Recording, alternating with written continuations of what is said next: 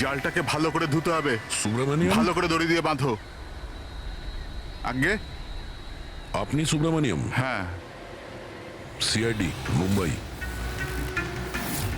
1 বছর আগে ডিসেম্বর 2016-তে আপনার বোটে ব্লাস্ট হয়েছিল, সেই ব্যাপারে জানতে এসেছি। তাতে একজন পুরুষ আর একজন মহিলা মারা গেছিল, আর ওর মেয়েটা হারিয়ে যায়। আপনার বোটের মাঝিও তো ছিল ওতে। মাঝি? হ্যাঁ, আপনার বোটের মাঝি তো ওই বোটেই ছিল। হ্যাঁ স্যার, মাঝিও ছিল। প্রচুর লোকসান হয়ে গিয়েছিল আমার। 3 জন লোকের ফ্যামিলি এসেছিল, ভাড়া নিয়েছিল আমার নৌকোটাকে। ওদের ওই আইল্যান্ডে যাওয়ার কথা ছিল, নিজের বাংলোতে। স্যার, হঠাৎ ব্লাস্ট হয়ে গেল, সব শেষ। আমার নৌকোটাও, আমার আমার মাঝিটাও, ও বেচারাও খুব কষ্ট পেয়েছিল। অর্ধেক মুখ জ্বলে গিয়েছিল ওর। আচ্ছা, এই কান্তকে এখন কোথায় পাওয়া যাবে? এখন বলতে পারবো না স্যার, আমি জানি না ও কোথায় থাকে এখন।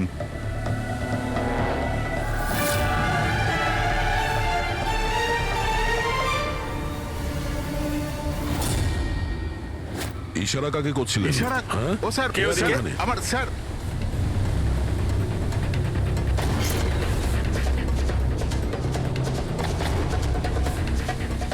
এই এই এই, দাঁড়া।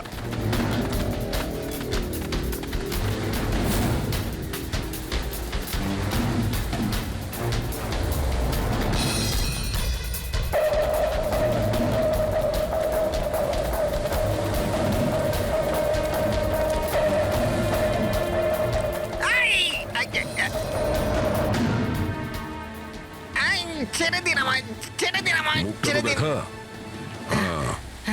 তুমি, হ্যাঁ, তুমি মল্লিকাকে মারতে চেয়েছিলে, হ্যাঁ, আর রতনকে মারার জন্য বেদান্ত ম্যানসনে ঢুকে গেছিলে, তাই তো? এই আবার যাবো। আর ওখান থেকে পালিয়ে এখানে চলে এসছো লুকানোর জন্য? না কেন করেছো তুমি এটা, বলো? না না স্যার, আমি আমি কাউকে খুন করিনি। আমি লুকোনোর জন্য পালাচ্ছি না, আমার প্রাণ বাঁচানোর জন্য পালাচ্ছিলাম। আচ্ছা, রতন মরে যাওয়ার পর আমাকে এখানে আসতেই হলো। আপনারা এখনো বুঝতে পারলেন না? ওই মল্লিকা পুরোপুরি পাগল। ও মল্লিকা বিপদে নেই, দিয়া নিজেই বিপদ। কি বাজে কথা বলছো? হ্যাঁ, ওই বেচারি তো অসুস্থ, আর তুমি ওকে সবসময় বিরক্ত করছিলে। না স্যার, ওই মেয়েটা আপনাদের বোকা বানাচ্ছে। বোটে কি হয়েছিল আমি আপনাকে জানাচ্ছি। ওই দিন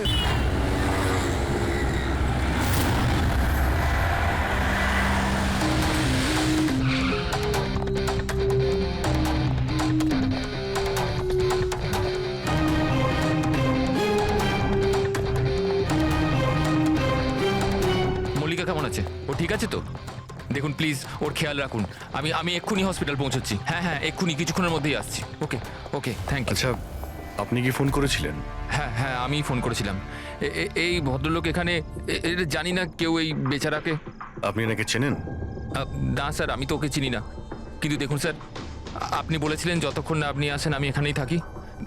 তো আমি ছিলাম। এবার আমার হসপিটালে যেতে দিন, আমার ওয়াইফ হসপিটালে ভর্তি। গুলি সোজা মাথায় লেগেছে, মনে হচ্ছে এখনো ভেতরেই আছে। এর স্কাল্প আর নাক খুব বাজেভাবে ভেঙে গেছে। চোয়ালটা ভাঙেনি, কিন্তু একে শনাক্ত করা খুব মুশকিল। মুখ একদম নষ্ট হয়ে গেছে, ফেসটা রিকনস্ট্রাকশন করতে হবে। স্যার প্লিজ, আমাকে হসপিটাল যেতে দিন। দেখুন, সরি, আমরা আপনার অবস্থা বুঝতে পারছি, কিন্তু এখানে কি হয়েছিল সেটা না জেনে আপনাকে যেতে দিতে পারছি না। Sir please sir. দেখুন, আমি জানি যে আপনি এই লোকটাকে চেনেন না, কিন্তু এর মৃত্যু আপনার কম্পাউন্ডে, আপনার বাড়িতেই হয়েছে। এটা কোনো কোইন্সিডেন্স তো হতে পারে না, কিছু তো ব্যাপার আছে। দেখো তো আশেপাশে কোনো বন্দুক পাও কিনা। স্যার,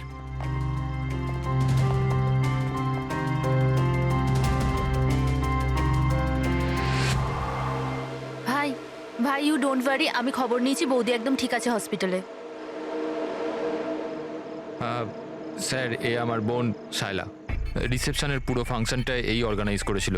হ্যাঁ স্যার, আমরা সবাই ফাংশনে বিজি ছিলাম, তখনই গুলি চালানোর আওয়াজ শুনতে পেলাম আমরা। তার আগে কি কি হয়েছিল আমি আপনাকে বলছি। স্যার, 2 দিন আগেই আমার বিয়ে হয়েছে মল্লিকার সাথে, আর আজকে ছিল রিসেপশন। সবকিছু ঠিকঠাক চলছিল। মল্লিকা আমার সকল বন্ধুদের সাথে, সব কালিগদের সাথে আলাপ করছিল। হ্যাঁ, কিছু লোক ছিল যাদের মল্লিকাকে নিয়ে প্রবলেম হচ্ছিল, কারণ ওরা ভাবছিল মল্লিকা আমার স্টেটাসের সমান নয়। বেদান্ত এই মেয়েটাকে বিয়ে করেছে, আর কোনো মেয়ে পেলো না? কমসে কম কোনো নিজের স্ট্যাটাসের মেয়েকে নিয়ে আসতো। জানি না কোন বস্তি থেকে নিয়ে এসেছে একে। আই এম শিওর যে এই একে ফাঁসিয়েছে। কিন্তু আমার এইসব কথায় না তো কোনো সমস্যা হয়েছে না তো হবে। হঠাৎ আমি দুজনকে পার্টিতে আসতে দেখলাম, একটা লোক এবং একজন মহিলা, হাতে ক্যামেরা, গলায় আইডি কার্ড। আমি ভাবলাম হবে হয়তো কোনো রিপোর্টার। তারপর মল্লিকার সাথে কথা বলা শুরু করলো। কে জানে কি জিজ্ঞেস করছিল ওকে, কিন্তু মল্লিকা ওদের কথা শুনে যেন বিচলিত হচ্ছিল।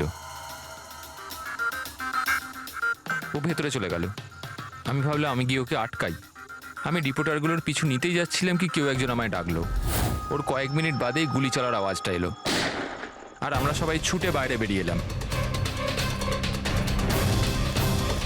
আপনারা পেছনে থাকুন, পেছনে সরে যান। সরে দাঁড়ান। সরুন সরুন। আর তারপরেই আমি আপনাকে ফোন করলাম আর মল্লিকাকে হসপিটাল নিয়ে যাওয়া হলো। আচ্ছা, ওই যে দুটো রিপোর্টার এসেছিল পার্টিতে, ওরা কি কথা বলছিল কিছু শুনেছো তোমরা? আগে না স্যার। আগে হ্যাঁ, আমি শুনেছিলাম কথা বলতে। আমি তো এখানেই দাঁড়িয়েছিলাম, আমার বন্ধুর সাথে কথা বলছিলাম। রিপোর্টারের নাম পামেলা আর করণ, আর ওরা বম্বে ক্রনিকল টাইমসের ছিল। গুড, এ তো খুব ভালো কথা। আর কিছু শুনেছিলেন? আপনার সঙ্গে কোনো কথা বলেছিল ওরা? না না, ওরা মালিকাকে জানি না কেমন অদ্ভুত অদ্ভুত প্রশ্ন করছিল। তুমি কখনো বোট ব্লাস্টের ব্যাপারে শুনেছো? তুমি নিশ্চয়ই বোটে বন্দুক সহ একজন মানুষকে দেখেছো। নো প্রবলেম, আমি নিজেই খুঁজে নেব। বেচারি মালিকা খুব ঘাবড়ে গেছিল আর ভেতরে চলে গেল। আর কিছুক্ষণ পরে গুলির আওয়াজ পাওয়া গেল। এরকম পাগল রিপোর্টার আমরা অনেক দেখেছি, আর আপনারাও খুব ভালোভাবে জানেন যে কোনো কারণ ছাড়া কোনো রিপোর্টার এরকম ফালতু প্রশ্ন করবে না। তো তোমার কি মনে হচ্ছে ওরা দুজন কোনো রিপোর্টার ছিল না? হতে পারে। ওরা যখন ভিতরে ঢুকেছিল তখন তোমরা গেটের সামনে ডিউটি করছিলে, তো ওদের দেখেছিলে তোমরা? গেটের বাইরে সিসিটিভি ক্যামেরা লাগানো আছে, নিশ্চয়ই ভেতরে আসলে দেখা যাবে। স্যার ওদের এন্ট্রি রেজিস্টারেও আছে, যদি আপনি বলেন তো নিয়ে আসবো। এতে বলার কি আছে? তাড়াতাড়ি গিয়ে নিয়ে এসো, যাও তাড়াতাড়ি। অভিজিৎ, এই লোকটার পকেটে না কোনো আইডি আছে না কোনো মোবাইল আছে, পকেট খালি। আর দ্বিতীয় কথা হলো এর মাথায় গুলি লেগেছে পেছন থেকে, আর ডাইরেকশন দেখে মনে হচ্ছে যে গুলি ভেতর থেকে চলেছে। সব জায়গা খুঁজে নিয়েছি স্যার, কোথাও কিচ্ছু নেই। আর স্যার বন্দুকটাও সে বাড়িতে রেখে যায়নি। যদি বাড়িতে রেখে যেত হয়তো সবাই ভয় পেয়ে যেত। কিন্তু এরকম তো কোনো ব্যাপার নয় স্যার, আমাদের বাড়িতে তো অনেক রকম বন্দুক আছে। কি বলছেন? বাড়িতে? হ্যাঁ, কারণ দাদা তো গানসের ডিলার না। আপনি যেটা বলেননি যে আপনি বন্দুকের ডিলার? হ্যাঁ। কোথায় রাখেন আপনার এই গান? চলুন দেখান। আর হ্যাঁ, পার্টিতে আপনি যে যে গেস্টকে ইনভাইট করেছিলেন তাদের লিস্টটা আমরা চাই। হ্যাঁ, এক্সকিউজ মি। হ্যালো, কি? হ্যাঁ হ্যাঁ, আমি আমি আমি এক্ষুনি আসছি। ঠিক আছে, আমি আসছি। আমরাও যাব আপনার সাথে আপনার ওয়াইফের সঙ্গে দেখা করতে। হতে পারে এই খুনের সঙ্গে তার অজ্ঞান হয়ে যাওয়ার কোনো না কোনো রিলেশন আছে। মল্লিকার আগের জীবনটা পুরো সাদা, একদম ফাঁকা। ইনফ্যাক্ট যে হসপিটালে আমি ট্রাস্টি, মল্লিকা ওখানকার একটা পেশেন্ট ছিল। ওর অ্যাক্সিডেন্ট হয়েছিল আর শকের জন্য ওর সমস্ত স্মৃতিশক্তি চলে গেছিল। ও কে, কোথা থেকে এসছে, ওর সাথে কি হয়েছে ওর কিচ্ছু মনে ছিল না। ওর তো নিজের নামটাও মনে ছিল না। মল্লিকা নামটা আমরা দিয়েছিলাম। আমি যখন ওর সাথে দেখা করলাম তো খুব বিচলিত ছিল, খুব ভয়ের মধ্যে ছিল। কিন্তু ধীরে ধীরে আমি ওকে আশ্বাস দিলাম যে সব কিছু ঠিক হয়ে যাবে। আর এইভাবে মেলামেশা করতে করতে আমার ওকে ভালো লাগতে শুরু করলো। ওর আগের জীবনটা নিয়ে আমার কোনো মাথা ব্যথা ছিল না স্যার, এই জন্য আমি ওকে বিয়ের প্রস্তাব দিলাম। কিন্তু স্যার যবে থেকে মল্লিকা আমার জীবনে এসছে ওর জীবনটা বিপদের মধ্যে পড়ে গেছে। তার মানে কি কি বলতে চাইছেন আপনি? স্যার আগের সপ্তাহে আমরা সিটি স্কোয়ার মলে গেছিলাম। বিয়ের প্রস্তুতি একদম জোর কদমে চলছিল।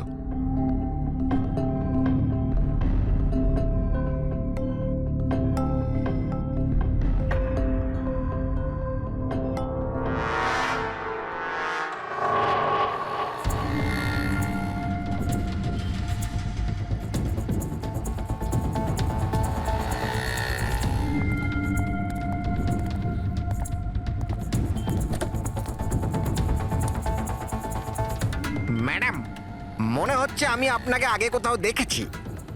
আমায়? চিনতে পারলেন না আমাকে? না, আমি চিনি না আপনাকে। কি বলছেন চিনতে পারলেন না? এই দেখুন পোড়া মুখ, বোট, কিছু মনে পড়ছে না আপনার? না, সরি, আমি আপনাকে চিনি না। কি বলছেন আপনি চিনতে পারছেন না? আমি জানি তো আপনি দিয়া ম্যাডাম, তাই না? আপনার কিছু ভুল হচ্ছে। আমার নাম মল্লিকা। আরে আপনি দিয়া ম্যাডাম তো। বোটে আপনি এসেছিলেন আপনার জন্মদিন পালন করতে, মনে নেই? না, নেই কি করে? আপনি মনে করুন। আরে আমার হাত- এই দেখুন আমার পোড়া মুখ। হাত ছাড়ো। আমার কোনো ভুল হতেই পারে না। আপনি চিনতে এই, পারছেন না আমাকে? ছাড়ো গে, আমি ছাড়ো চিনি গে। না আপনাকে। হাত দিচ্ছিস কেন কি গায়ে? বলছেন কি? উনি তো আমাকে চেনেন, দিয়া ম্যাডাম। এনার জন্যই আমার মুখটা পুড়ে গেছে, এখন আমাকে চিনতেই অস্বীকার করছে। তুই এখান থেকে বেরো, না হলে কিন্তু আমি পুলিশকে ডাকবো। আরে পুলিশ, আরে পুলিশ, এই, দাঁড়া, দাঁড়া। পুলিশকে ডাকবে ও। কিছু হয়নি। It's all right, it's all right. চলো চলো, তুমি গাড়িতে বসো। সেই লোকটা আর কোনোদিন সামনে এসেছিল? না স্যার, কিন্তু ওর দুদিন পরে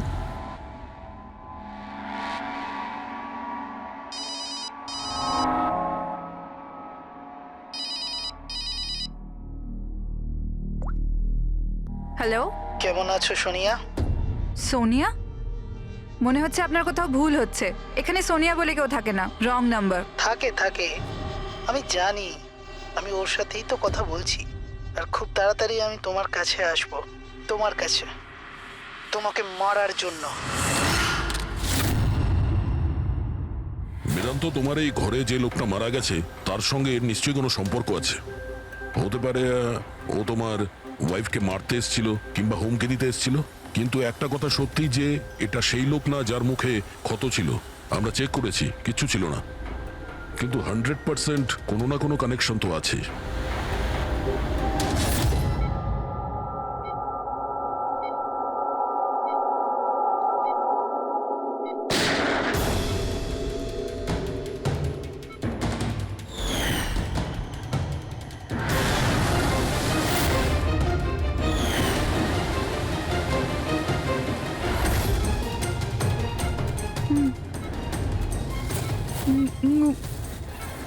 গুলি,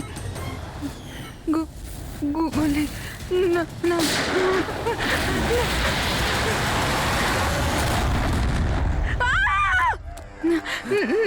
injection. Calm down, calm down. আমাকে ছেড়ে দাও, আমি কিছু করিনি, ছেড়ে দাও। Mallika, are you all right? Relax, তুমি হসপিটালে আছো, একদম সেফ আছো। মল্লিকা, মল্লিকা, মল্লিকা, কেমন আছো তুমি? হ্যাঁ, ও গড, কেমন, ঠিক আছো তো তুমি? ঠিক আছো? ডক্টর ঈশান্ত, আপনি বলছিলেন যে বেদান্তকে, যে মল্লিকা একটু অস্থির হচ্ছিল, কিছু বিড়বিড় করছিল। কি হয়েছিল ওর? আসলে মল্লিকা যখন জ্ঞান ফিরল খুব অদ্ভুত ধরনের কথা বলছিল। এরকম মনে হচ্ছিল যেন ও এখানে তো আছে কিন্তু ওর মস্তিষ্ক অন্য কোথাও। মানেটা কি?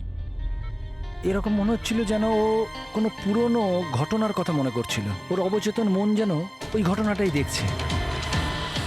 মল্লিকা, দেখো, ঘাবড়িও না, কিচ্ছু হবে না তোমার। তুমি কি দেখেছো বলো, কি শুনেছো? গুলির আওয়াজে আমার চোখ খুলল। যখন যখন আমি চোখ খুললাম তো আমি অদ্ভুত অদ্ভুত জিনিস দেখছিলাম। একটা বোট, আর আর আর একটা লোক, ওই লোকটার হাতে একটা একটা বন্দুক ছিল। আর বন্দুকটা আমার দিকে তাক করে, আর আর ওই ব্লাস্ট হয়ে গেল, ওই ব্লাস্ট।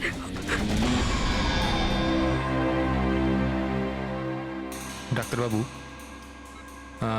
এমনটা তো নয় যে মেডিকেশনের জন্য ওর হ্যালুসিনেশন হচ্ছে, কারণ আমি কখনো ওকে কোনো বোটে নিয়েই যাইনি, তো জানি না, বুঝতে পারছি না তো আমি কিছু। ভালো হতে পারে যে তোমার সঙ্গে দেখা হওয়ার আগে কোনো বোটে গেছিল।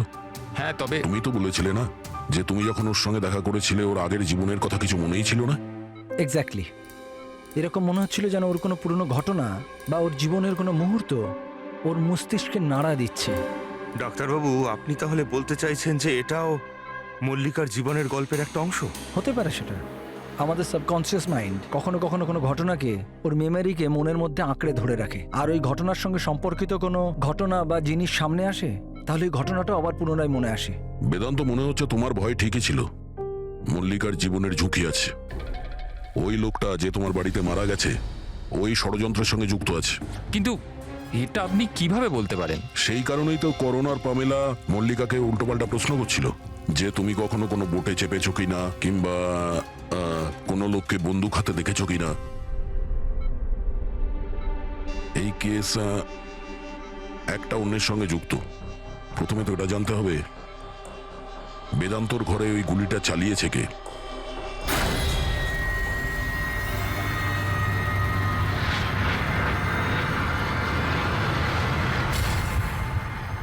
স্যার এগুলো লিগ্যাল ডকুমেন্ট আর লাইসেন্স সব আমাদের কাছে আছে।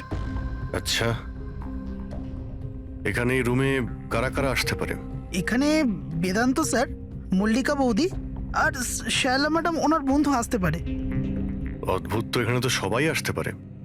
অনেকে এখানে আসতো, তার মানে তো যে কেউ বন্দুক নিয়ে এখান থেকে ইউজ করতে পারে। স্যার, হ্যাঁ স্যার এরা দুজন রিপোর্টার সেজে এসেছিল, সিসিটিভি ফুটেজে ধরা পড়েছে। মিডিয়া অফিসগুলো থেকে খোঁজ নিয়ে জানতে পারলাম যে এরা কোনো অফিসেই কাজ করে না।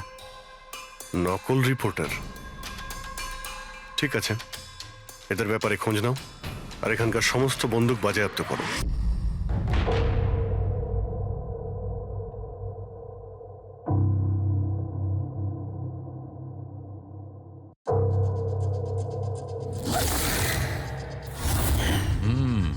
থ্যাংক গড এর চোয়ালের হাড়গুলো আর চিক বোনটা ঠিক আছে, নাহলে মুখটা তৈরি করা খুব মুশকিল হয়ে যেত। বেশিরভাগ খলিটা তো ভেঙে চৌচির হয়ে গেছে। যাই হোক, এই হাড়গুলো দিয়ে তো মুখটা বানানো যেতে পারে।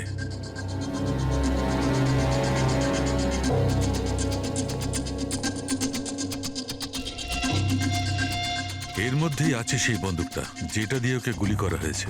জানতে হবে প্রথমে এর মুখটা তো আগে তৈরি করি।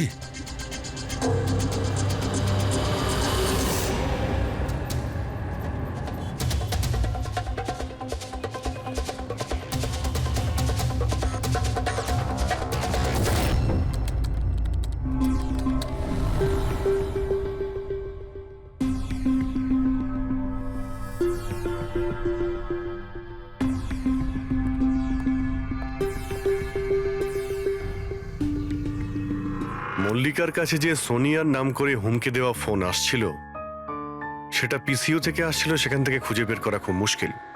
আর এই লোকটা মানে অর্ধেক পুড়ে যাওয়া লোকটা যে ওকে ভয় দেখাচ্ছিল, এর কোনো ক্রিমিনাল রেকর্ডও নেই।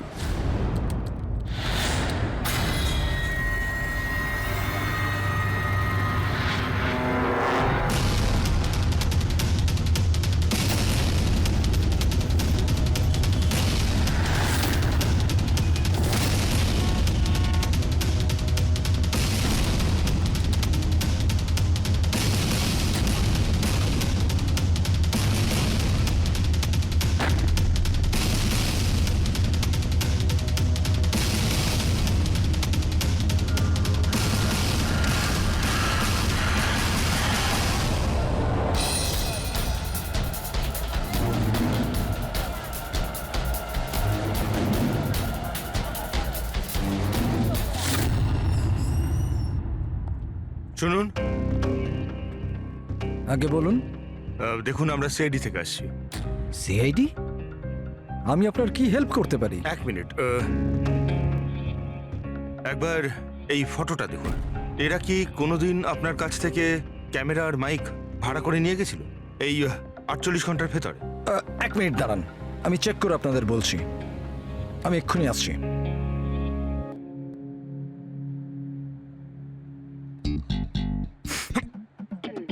কি হয়েছে? আরে ধরিস না, খারাপ হয়ে যাবে। কিচ্ছু হবে না।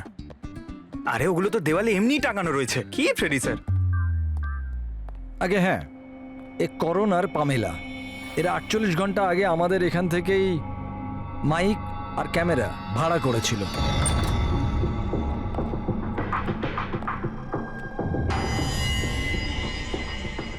আপনারা কি জানেন মল্লিকার জীবনের ব্যাপারে? সত্যি কথা বলুন। স্যার আমি আর আমার স্ত্রী থিয়েটার অ্যাক্টার্স। শায়লা আসলে আমাদের ফিনান্সিয়ালি অনেক উপকার করেছে। তো হি ইজ রাইট স্যার। আসলে আমাদের বলা হয়েছিল যে মল্লিকাকে অদ্ভুত অদ্ভুত প্রশ্ন করতে, আমরা তো শুধু ওটাই করেছি। বিশ্বাস করুন, আমরা এটা ছাড়া আর কিচ্ছু জানি না। প্লিজ আমাদের ওপর বিশ্বাস করুন। হেই, শায়লা এরকম কেন করবে? এমন কিছু তো আছে মল্লিকার গত জীবনের ব্যাপারে যে ওই মেয়েটা জানে আর আমাদের কাছে লুকোচ্ছে।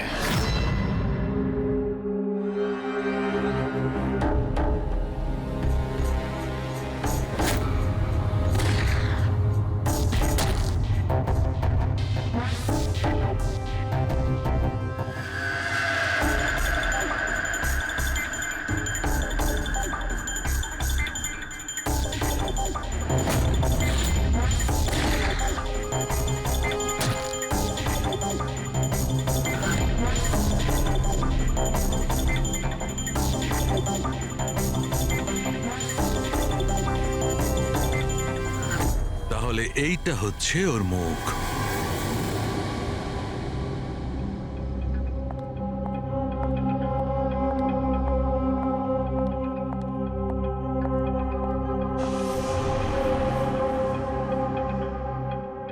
আপনারা এখানে? দাদা বৌদি তো নেই বাড়িতে, ওরা হসপিটালে গেছে চেক আপের জন্য। হ্যাঁ, সেটা আমরা জানি। ওনাদের সাথে নয়, আমরা তোমার সাথে কথা বলতে চাই। আমার সাথে? একে চেনো? না স্যার।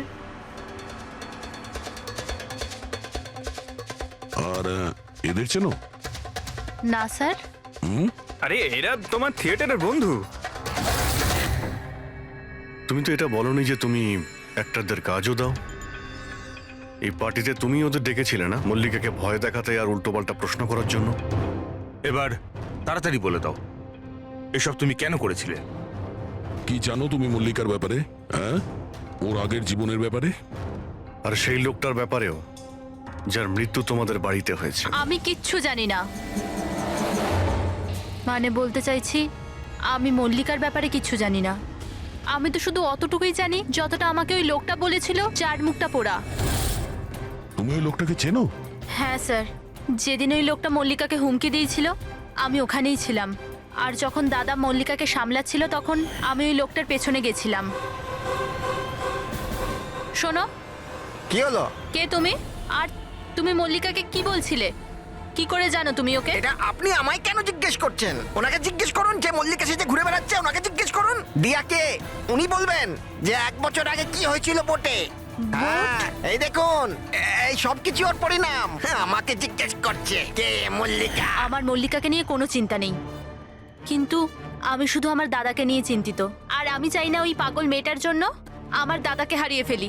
স্যার, এর থেকে বেশি আমি কিচ্ছু জানি না, সত্যি বলছি। স্যার, তার মানে এটা তো ডেড এন্ড। ঠিক আছে, আপনি যান। এখন তো একটাই রাস্তা আছে। প্রথমে এটা জানতে হবে যে 1 বছর আগে কোন বোটেই অ্যাক্সিডেন্টটা হয়েছিল।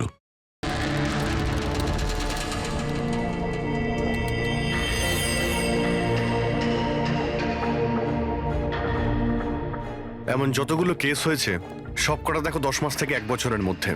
এই সময় বেদান্তর সঙ্গে মল্লিকার দেখা হয়েছিল হসপিটালে। ওকে? Yes sir. একবার যদি বোটে ব্লাস্টের ব্যাপারটা পরিষ্কার হয়ে যায় তাহলেই তদন্ত এগোনো যাবে। স্যার, হ্যাঁ, পেয়ে গেছি। এই দেখুন, 2016 নভেম্বরে একটা বোট ব্লাস্ট হয়েছিল কেরালায়। স্যার, ওই বোটে 4 জন ছিল, হাজব্যান্ড ওয়াইফ, ওনাদের মেয়ে দিয়া, আর ওই বোটের মাঝি। বম ব্লাস্টের জন্য স্যার সবাই মারা গেছিল, শুধু ওই মাঝি ছাড়া। স্যার, এ তো মল্লিকা। মল্লিকা, দিয়া, এর ফ্যামিলি তার কে কে আছে? স্যার, মাথুর ফ্যামিলিতে 4 জন মেম্বার, হাজব্যান্ড ওয়াইফ, ওদের মেয়ে দিয়া আর ওর ভাই রতন। 1 মিনিট স্যার, এই যে এটা ওর ফটো, রতনের। এটা তো সেই লোকটা যার মৃত্যুটা গুলি লেগে হয়েছে বেদান্তর বাড়িতে। কিন্তু স্যার, গুলিটা মারলো কে? এখন এই সব প্রশ্নের উত্তর কেরালাতে গেলেই জানতে পারা যাবে।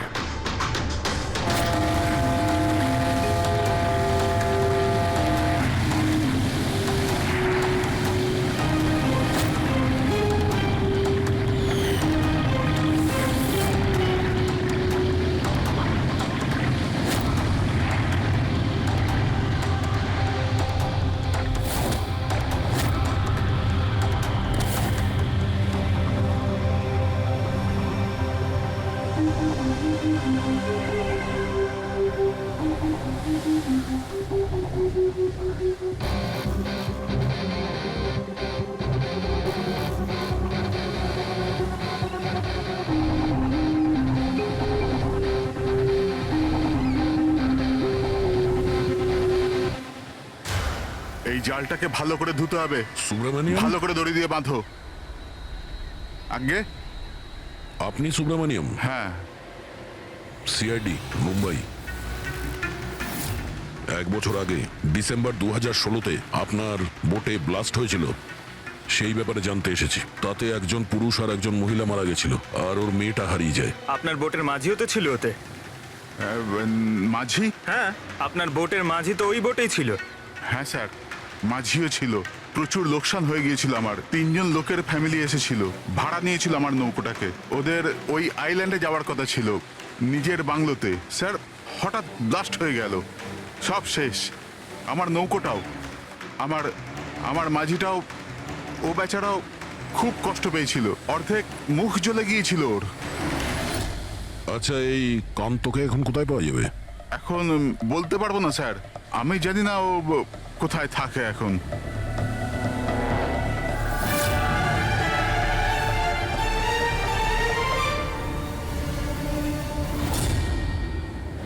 ইশারা কাকে করছিলেন? ইশারা? হ্যাঁ? ও স্যার, কে ওদিকে? স্যার, আমার স্যার।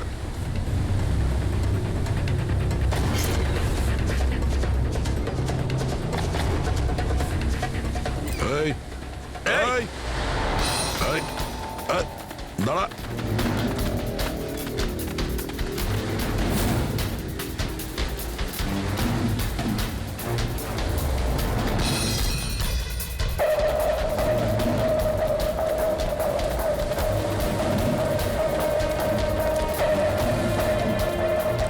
আই!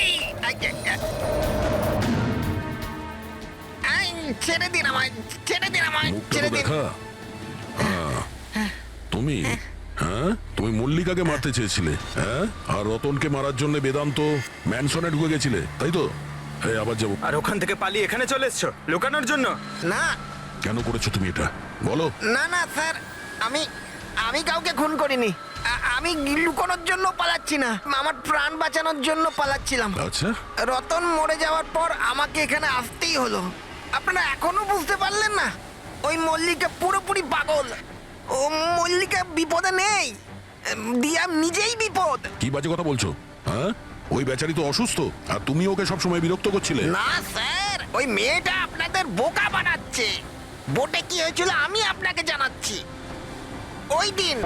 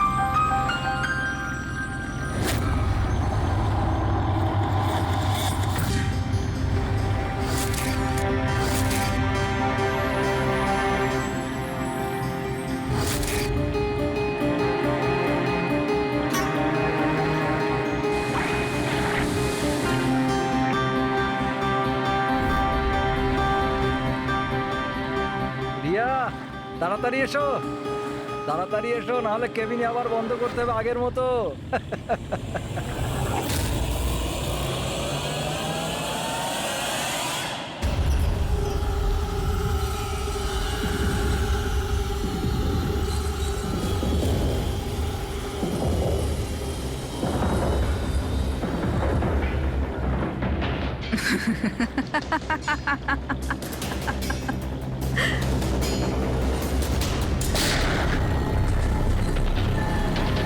এটা আপনি কি করলেন? নিজের বাবা মাকে মেরে ফেললেন। দিয়া ম্যাডাম, এটা আপনি কি করলেন?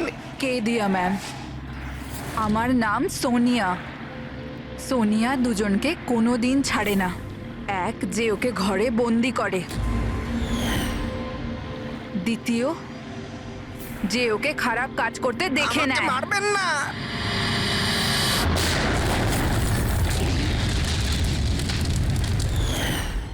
আমি তো বেঁচে গেলাম, কিন্তু বোটটা জ্বলে যাওয়ায় আমার মুখটাই জ্বলে গেল। তারপর আমি রতনের সাথে দেখা করতে যাই, যে এই বোটের বুকিং করেছিল। ও বলল কাউকে এটা বলতে না, যে একটা বড় দুর্ঘটনায় ওদের পুরো ফ্যামিলিটাই শেষ হয়ে গেছে। খুব বড় লোক ওরা, অনেক বদনাম হবে ওদের, এই জন্য বলিনি আমি। কিন্তু এটা কার জন্য হলো? ওই মাথুর বাবুর মেয়ে দিয়া, ওর পাগলামির জন্য। পাগলামো? হ্যাঁ, দিয়া, যাকে আপনারা মল্লিকা ভাবেন না, ওর দ্বিতীয় রূপ সোনিয়া। ওর ভেতরে একটা ভয়ঙ্কর পাগল খুনি বাস করছে। স্যার, তার মানে স্প্লিট পার্সোনালিটি? যদি এ সত্যি কথাই বলে, তাহলে তো আমাদের আগে এটা জানতে হবে যে দিয়ার ভেতরে সোনিয়া ও রতনের খুন করেছে কিনা। আর যদি করে থাকে, তাহলে দিয়ার ভেতরে সোনিয়াকে যে কোনোভাবেই জাগাতে হবে।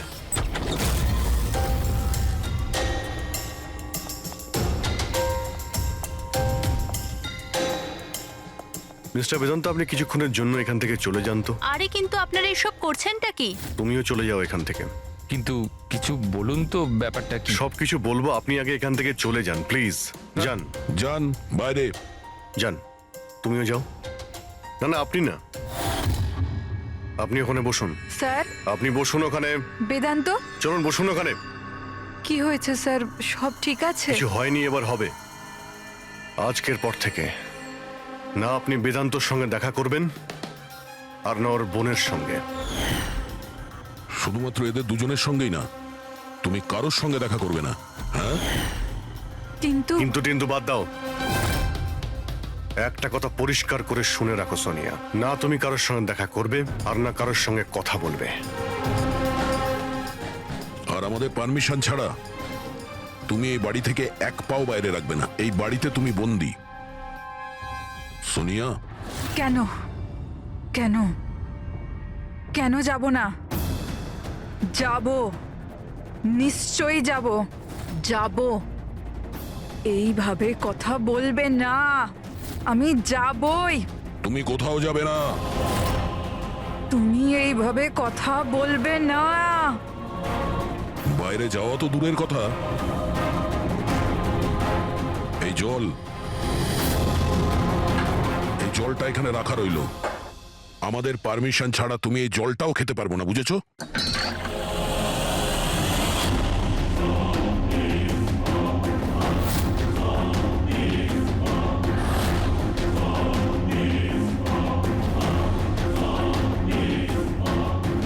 তুই আটকাবি আমাকে নাকি তুই? সোনিয়া নিজের ইচ্ছার মালিক। সোনিয়াকে কেউ আটকাতে পারবে না। সোনিয়াকে কেউ আটকাতে পারবে না।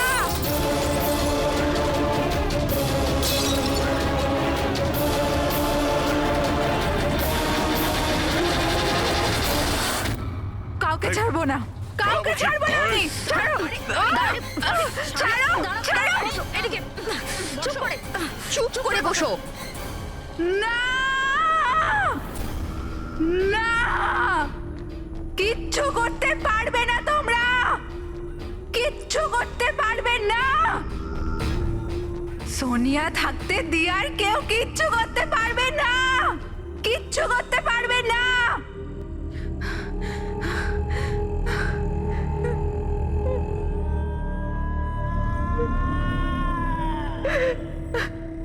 দিয়ার বাবা মা এরকমই করেছিল। দিয়াকে ঘরে বন্ধ করে দিত। কেউ এলেও দিয়া একাই বসে থাকতো, কেউ আসতো না।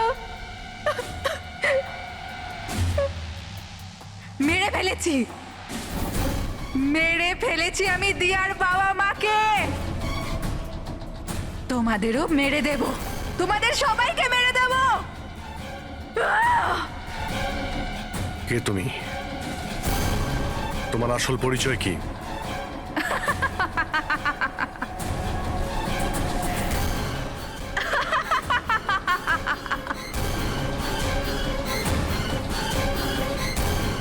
আমি কে? আমি দিয়া। আমাকে বাঁচাও, আমি দিয়া। প্লিজ আমাকে বাঁচাও, প্লিজ। রতনকে তুমি মেরেছো না? হ্যাঁ, যাতে ও বেদান্ত আর শায়লাকে তোমার আসল পরিচয় না দেয়, তাই তো? এটা কি বলছেন স্যার? রতন রতন এখানে এসেছিল? রতনের ডেথ কি এই বাড়িতেই হয়েছিল? আমার বাড়িতে রতনের ডেথ হয়েছে? ভালো হয়েছে। খুব বিরক্ত করতো আমাকেও। যদি আমি ওকে গুলি মারতে পারতাম কত মজা হতো। সবাই মরে যেত আমারই হাতে, তোমাদের সবাইকে আমি মেরে ফেলবো।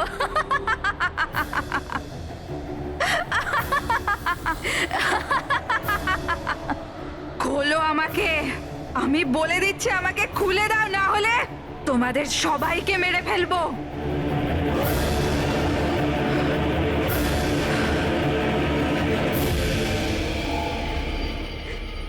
ছেড়ে দাও না দিয়াকে, প্লিজ প্লিজ আমায় ছেড়ে দাও। আমি কিচ্ছু জানি না।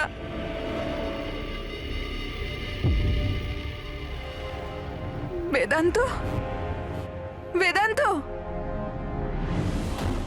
বেদান্ত, তুমি কোথায় গেলে? বেদান্ত কোথায়? প্লিজ আমাকে এখান থেকে নিয়ে যাও। খুলে দাও, খুলে দাও আমাকে।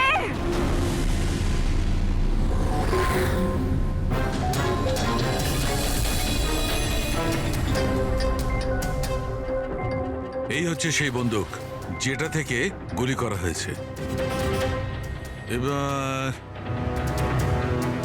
অভিজিৎ, তুমি এক কাজ করো, এই বন্দুকটা নাও আর ওই সেকেন্ড ফ্লোরে যে উইন্ডোটা আছে ওখানে গিয়ে একে গুলি করো। ওখান থেকে? Come on go. আরে স্যার, এটা 9mm বন্দুক।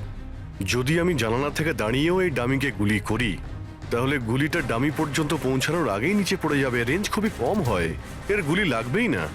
আচ্ছা, ওর গুলিটা লাগবেই না। ওকে, এর গুলিটা যদি ওখান থেকে না লাগে তাহলে দয়া দয়া তুমি এক কাজ করো, তুমি এখান থেকে 7-8 ফুট দূর থেকে একে গুলি করো। Come on.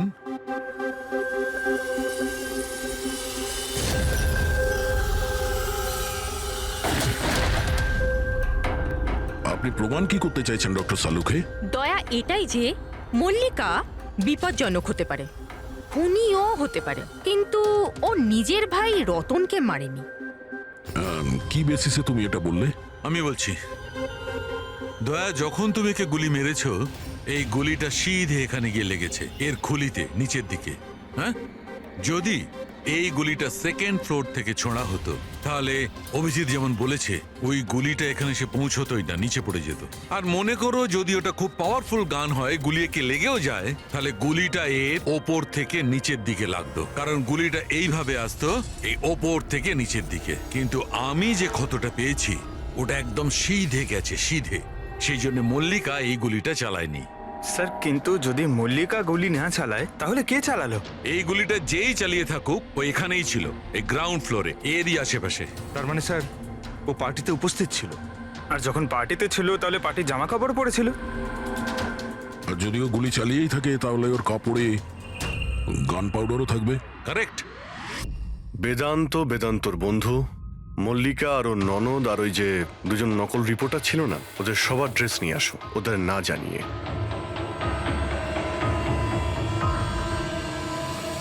আমাদের কাছে এটা একটা অদ্ভুত কেস ছিল।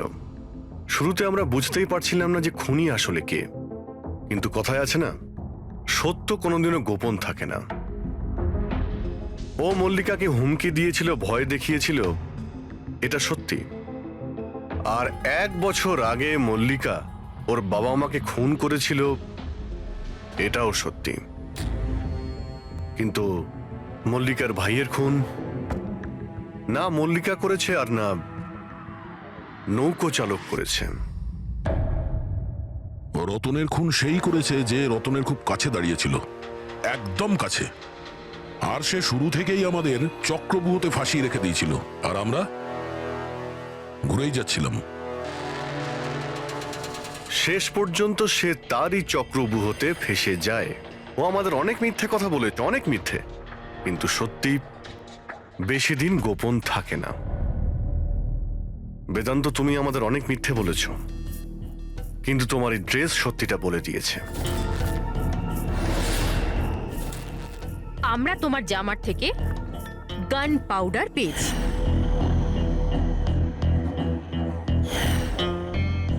আমি রতনকে গুলি মেরেছিলাম। রিসেপশনের একদিন আগে ওর একটা ফোন এসেছিল, আর ও রিসেপশনের দিনও এখানে এসেছিল। আমি ওর সাথে একা দেখা করতে গেলাম, কি সব উল্টোপাল্টা কথা বলছিল। যে মল্লিকার মাথার ঠিক নেই, ওর নাকি ডিসঅ্যাসোসিয়েট ডিসঅর্ডার আছে, স্প্লিট পার্সোনালিটি, জানি না আরো কি সব বলছিল মল্লিকাই নাকি ওর মা বাবাকে মেরেছে, আর ও আমাকেও নাকি মেরে দেবে। খুব রাগ হয়েছিল ওর ওপরে। যখন আমি ওর কথা না শুনে ওকে এখান থেকে বেরিয়ে যেতে বললাম, তো আমাকে ধমকি দিল যে ও নাকি পুলিশে গিয়ে সব কিছু বলে দেবে। ও তো ভয় পাচ্ছিল যাতে মল্লিকা না ওর খুন করে দেয়। তারপরে খুব অদ্ভুত কথা বলছিল যে মল্লিকা পাগল হয়ে গেছে, জোরে জোরে চিল্লাতে শুরু করে দিল। বলছিল যে মল্লিকাকে ঘরের ভেতর আটকে রাখো, না হলে সবাইকে মেরে দেবে। আমি ওর কথা শুনলাম না, আর ওকে বললাম যে ও যেন ওখানেই দাঁড়ায়।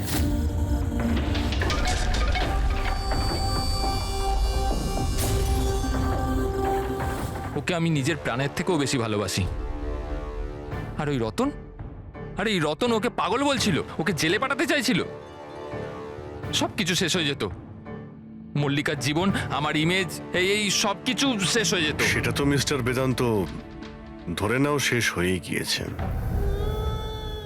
আর তুমি এটা কি করে ভাবলে যে তুমি কারো খুন করে দেবে আর তোমার জীবন আর ইমেজ ঠিক থাকবে? হ্যাঁ, মল্লিকা ওরফে দিয়া এই অপরাধ অজান্তে করেছে, সজ্ঞানে করেনি। কিন্তু তুমি সবকিছু জেনে এই অপরাধ করেছ। সেই জন্য মল্লিকা যাবে অ্যাসাইলামে, আর তুমি যাবে গরাদের ভিতরে।